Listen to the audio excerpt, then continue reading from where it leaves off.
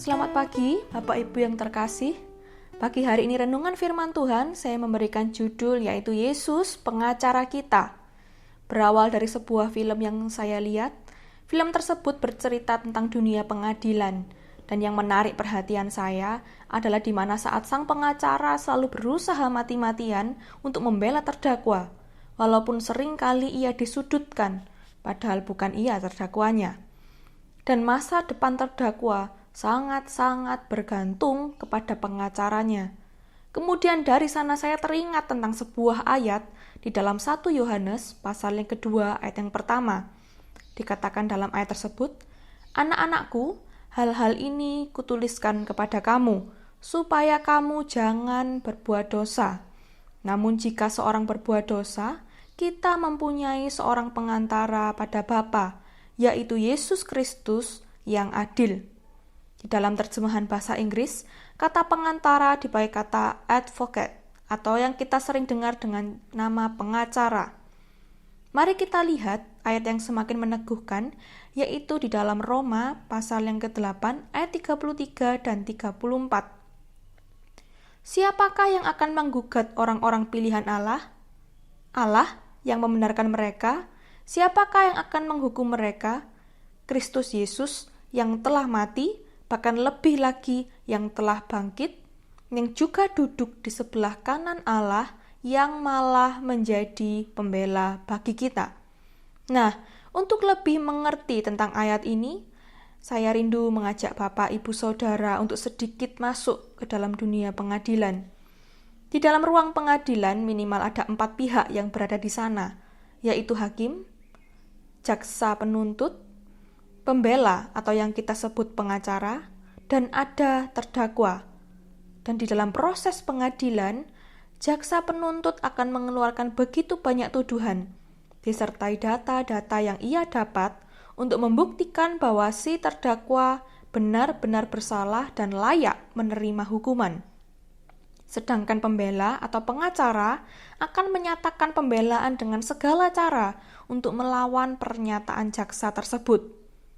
Bapak Ibu yang dikasihi Tuhan, kitalah si terdakwa itu. Dan jelas-jelas dalam ayat yang tadi sudah kita baca, bahwa pengacara kita adalah Yesus Kristus. Lalu siapakah jasa penuntut yang suka menuduh dan mendakwa kita? Wahyu pasal 12 ayat yang ke-10, "Dan aku mendengar suara yang nyaring di sorga berkata, sekarang telah tiba keselamatan dan kuasa dan pemerintahan Allah kita dan kekuasaan Dia yang diurapinya, karena telah dilemparkan ke bawah pendakwa saudara-saudara kita, yang mendakwa mereka siang dan malam di hadapan Allah kita." Ya, jaksa penuntut itu adalah iblis. Sekarang mungkin pertanyaan yang timbul dalam pikiran kita, lalu bagaimana nasib si terdakwa dalam ruang pengadilan? Karena jika terdakwa itu adalah kita, maka kita memang layak untuk dihukum. Sebab dalam Roma pasal 6 ayat 23 dikatakan upah dosa ialah maut. Dan seharusnya jaksa penuntut yang akan memenangkan pengadilan, karena memang buktinya sudah jelas, yaitu bahwa kita memang telah banyak sekali berbuat dosa. Tetapi ada hal yang mengejutkan semua pihak, yaitu saat palu hakim diketok, tanda putusan final terjadi. Apa keputusan dari hakim? Yaitu kita dibebaskan dari dakwaan. Lalu, apakah Allah bukan hakim yang adil? Mengapa Allah mengabaikan bukti-bukti nyata dari jaksa penuntut, yaitu iblis? Mari kita melihat di dalam kitab Roma, pasal yang ketiga, ayat 23 sampai 28. Karena semua orang telah berbuat dosa dan telah kehilangan kemuliaan Allah, dan oleh kasih karunia telah dibenarkan dengan cuma-cuma karena penebusan dalam Kristus Yesus. Kristus Yesus telah ditentukan Allah menjadi jalan pendamaian karena iman dalam darah-Nya. Hal ini dibuatnya untuk menunjukkan keadilannya, karena ia telah membiarkan dosa-dosa yang telah terjadi dahulu pada masa kesabarannya. Maksudnya ialah untuk menunjukkan keadilannya pada masa ini, supaya nyata bahwa ia benar dan juga membenarkan orang yang percaya kepada Yesus. Jika demikian, apakah dasarnya untuk bermegah? Tidak ada. Berdasarkan apa? Berdasarkan perbuatan? Tidak, melainkan berdasarkan iman. Karena kami yakin bahwa manusia dibenarkan karena iman, dan bukan karena ia melakukan hukum Taurat. Jadi, sudah kita ketahui dari ayat tadi bahwa Allah adalah hakim yang maha adil. Dan memang ia melihat ciptaan yang sangat dikasihinya, yaitu kita, umat manusia, adalah seorang terdakwa yang layak menerima hukuman mati. Oleh karena itu, untuk menunjukkan keadilannya, Allah harus berbuat sesuatu, yaitu hal yang lebih kuat dibandingkan dengan pernyataan jaksa penuntut alias iblis. Dan yang seperti telah kita ketahui dari ayat tadi, hal yang lebih kuat dari pernyataan iblis adalah darah Yesus. Dan di saat Yesus mati di atas kayu salib untuk menebus dosa kita semua, dan saat ia berkata sudah selesai, maka saat itulah palu hakim diketok, tanda pembenaran untuk terdakwa. Saat kita menerima dan percaya kepada Yesus sebagai Tuhan dan Juru Selamat, atau yang kita sebut dengan lahir baru, saat itulah Yesus menjadi pengacara kita secara cuma-cuma atau gratis. Dan sejak itu pula kita dibebaskan, kita dibenarkan. Sekali lagi bukan karena perbuatan kita, tetapi karena oleh iman kepada Yesus. Maka dari itu sebagai umat yang dibela oleh Yesus mati-matian, jangan sampai kita membiarkan iblis mendakwa kita dan membuat kita merasa tertuduh.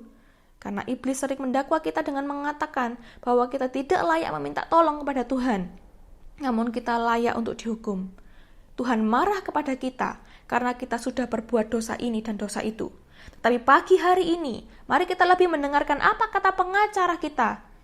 Lewat firman Tuhan, yaitu kita sudah dibebaskan oleh darah Yesus. Dan yang perlu kita ingat, jangan sampai karena kita terlalu banyak mendengarkan si pendakwa yaitu iblis, sehingga kita semakin menyerupainya, yaitu kita pun menjadi pendakwa bagi orang lain. Bahkan kita menjadi hakim atas perilaku dan perbuatan orang lain, atau yang kita sebut dengan suka menghakimi. Bahwa kita menyimpan sakit hati, yaitu terus-menerus mengingat kesalahan orang lain, padahal Tuhan sudah mengampuni.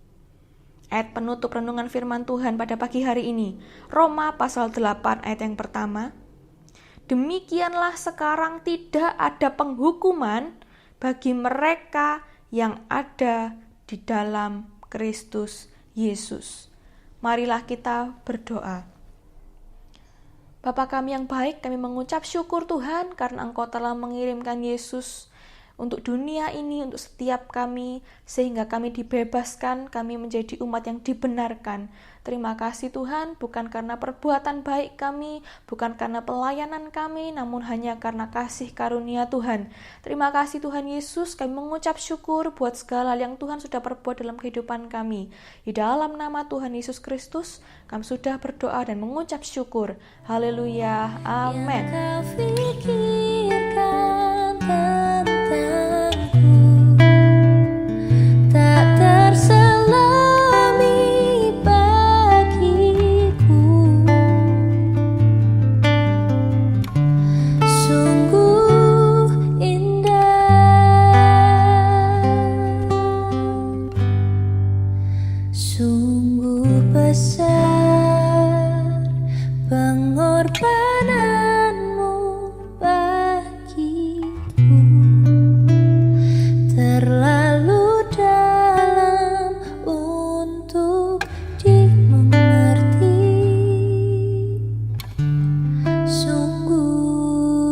Besar